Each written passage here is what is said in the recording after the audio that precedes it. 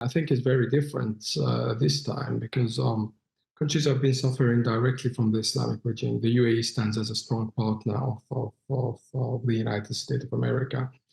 And Iran has, at this stage, acting like a terrorist state rather than just a regime.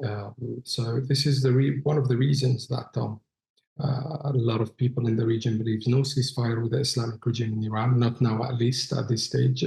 You don't negotiate with a terror, you end it. And the UAE stands firmly and strongly against terrorism and zero space for terrorists.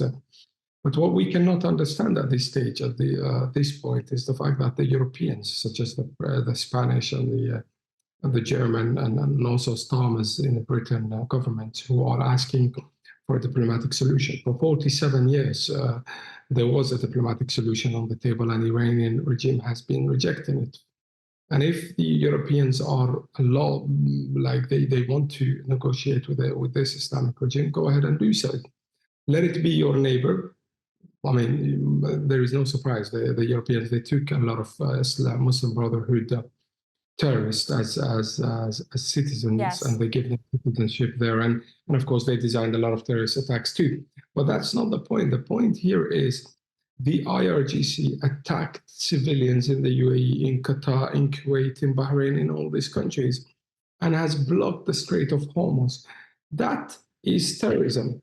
What is the NATO waiting for? If the NATO's excuse is right now, oh, it has nothing to do with that, it has everything to do with you. Why? Because Iran is supported by Russia, and Russia has been providing intelligence services and everything to Iran. And if Iranian Islamic regime stays in power at this stage, at this point, what we're going to have is a Russian occupation of Iran, the power, the everything. And that means Russians will keep expanding in the Middle East. Do you want that? Nobody in the Middle East wants that. But the issue and the problem at this stage is the NATO does not understand. Every drone that the United Arab Emirates, UAE, intercept, that's one drone less going to Ukraine to target Ukrainian people or the Europeans. What people need to understand, this is a fight for civilization. This is a fight civilization against backwardness. This is a fight for the Middle East, but there is 23% of the importing and exporting of the Middle East. It goes right from the Strait of Hormuz. Why the world is going quiet when Iran is holding the Strait of Hormuz at this stage as a hostage is exactly the same world that was quiet when on the 7th of October, the Hamas terrorists took children and women as hostage. This is exactly the same world that is refusing to act and stand for the civilization, standing with the United States of America at this stage. In this war against the Islamic regime, it's standing on civilization against backwardness. Amjad, the statement from the ambassador, the Emirati ambassador to the United States, it was extraordinary to me, at least, because it was like President Trump said in his cabinet meeting yesterday when he said, in the past, the Middle East acted as bystanders. They really did not want to take a position. UAE is taking a position. However, you have critics who are looking at this taking a position moment from the UAE and saying, well, they're just acting on behalf of Israel, which to me is an absurd argument. But what do you say to critics who say that the UAE is really a puppet of Israel at this point if they're taking this position? Well, it's nonsense, and it's absolutely nonsense whatsoever.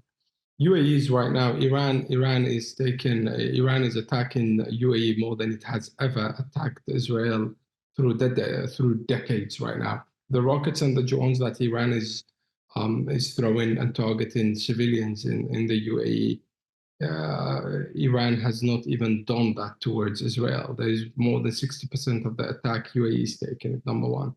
Number two, Israel is part of the present, the past and the future of the Middle East, and is there to stay.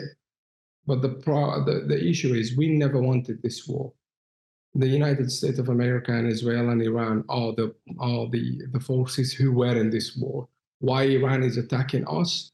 That is the question. Iran is attacking us because we are the light in the Middle East. We are the hope in the Middle East. We are a country where you find the synagogue right next to a church, right next to a mosque, living in diversity of 200 nations, right next to each other, coexistence. While on the other side, Iran used the cranes to execute people. We use the cranes to build buildings and high skies and universities and so on. That's the two differences. There is two different Middle East. One is backwarded and one wants the civilized world and so on. But again, a simple ceasefire at this stage is not enough. As the ambassador said, we need a clear final result that stops all the threats from Iran. The nuclear program, the missiles, the drones, the proxy groups, and any attempts in the future that blocks the international city routes. We should not allow that. We should fight that. We should counter that. It's a European fight, by the way. It's African fight as well. It's the Asia fight as well. 90% of the oil and the gas that goes to China and India goes right from here. And also more than 13% of the gas that comes out of Hormuz goes all the way to Europe. Some in the left-wing media are freaking out over this new contract between us at OANN and YouTube TV. It's dangerous that One American News is being platformed on such a large digital streaming pay TV provider. You're freaking out about the fact that people have choice. You know, like people can't be allowed to hear what they have to say. OAN is not the only channel on YouTube TV. There's like dozens of them. So if you don't like what's being said here, we hope you stay, but there's many other things going on in the world. This is how the left operates, Alicia. They operate in censorship.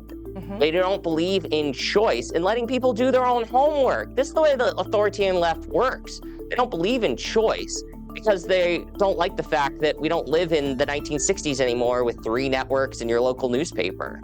We have to respect freedom of the press, the First Amendment, free speech. Remember that. I want to begin tonight by welcoming and thanking all of our new viewers on YouTube TV.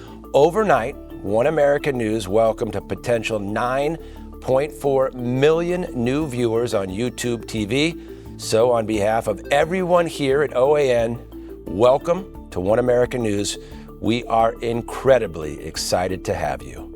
This will allow all YouTube TV subscribers to enjoy 16 hours of live news coverage every single day, as well as all of AWE's lifestyle, travel, and family programming, and it will be available in YouTube TV's baseline package. Now, the Vice President and Global Head of Media at YouTube, Justin Connolly, said this about it. Our goal has always been to provide our subscribers with a wide range of content, which is why we're excited to bring One American News to YouTube TV. This partnership gives One American News access to our growing audience, while also giving our subscribers even more choice when it comes to news and entertainment. And we here at The Real Story are extremely grateful for the opportunity to now reach a wider audience. And we're also grateful for the time you give us each and every single day. And we're excited for the future at this amazing network.